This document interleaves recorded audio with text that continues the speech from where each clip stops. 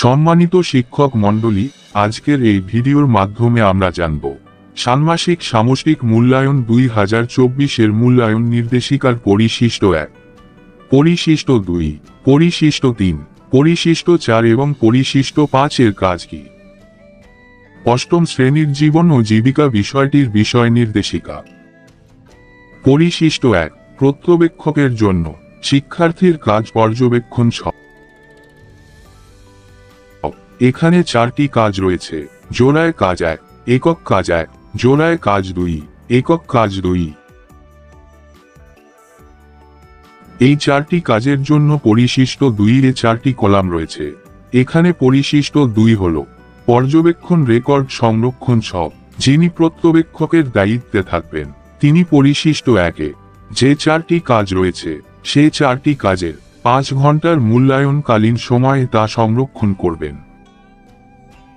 এখানে 4টি কাজের জন্য আলাদা আলাদাভাবে পিআই উল্লেখ করা আছে, অর্থাৎ প্রথম 3টি কাজের জন্য 2টি করে পিআই, আবার শেষ কাজের জন্য মানে চতুর্থ কাজটির জন্য একটি পিআই রয়েছে।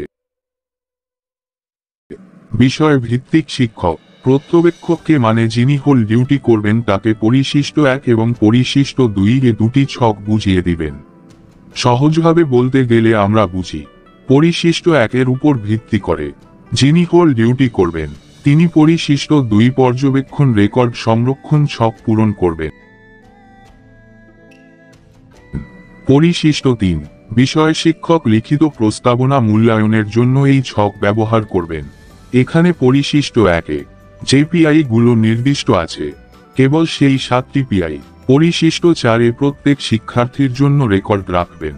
পরিশিষ্ট 4 হল লিখিত অংশের মূল্যায়ন রেকর্ড সংরক্ষণ ছক। এখানে শিক্ষক লিখিত অংশের উপর ভিত্তি করে মূল্যায়ন রেকর্ড রাখবেন, তবে পরিশিষ্ট 4 ছক পূরণের জন্য তিনি পরিশিষ্ট 3 এর সহায়তা নেবেন। সহজভাবে বলতে গেলে পরিশিষ্ট 3 এর ভিত্তি করে পরিশিষ্ট 4 এর রেকর্ড সংরক্ষণ রাখবেন। পরিশিষ্ট 5, এটি হলো শিক্ষার্থীর পিআই রেকর্ড সংরক্ষণের ছক। এই পরিশিষ্ট 5 এ বিষয় শিক্ষক আগের পরিশিষ্ট 1 এবং 2 এর 7টি পিআই রেকর্ড সংরক্ষণ করবেন। তার জন্য তিনি পরিশিষ্ট 2 আর পরিশিষ্ট 4 এর সমন্বয় করে পরিশিষ্ট 5 এর সংরক্ষণ ছক পূরণ করবেন ত্রিভুজ, বৃত্ত আর চতুর্ভুজ দিয়ে। আর এই রেকর্ডের উপর ভিত্তি করে নৈপুণ্য এন্ট্রি দিতে হবে। ধন্যবাদ সবাইকে।